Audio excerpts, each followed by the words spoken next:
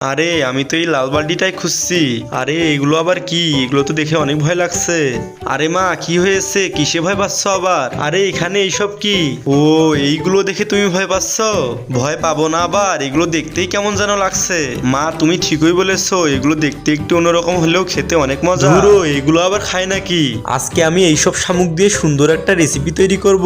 রেসিপিটি তৈরি করতে হলে এই শামুকগুলো সুন্দর করে পরিষ্কার করে নিতে হবে। এই তো আমাদের পরিষ্কার করে নেওয়া হয়ে গেছে।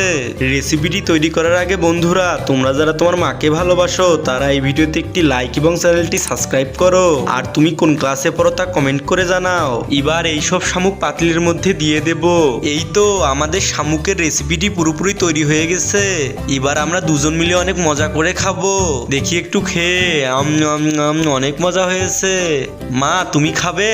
দেখি তাহলে একটু খেয়ে। তুই দেখুন এত করে বলছিস। আরে অনেক মজা হয়েছে।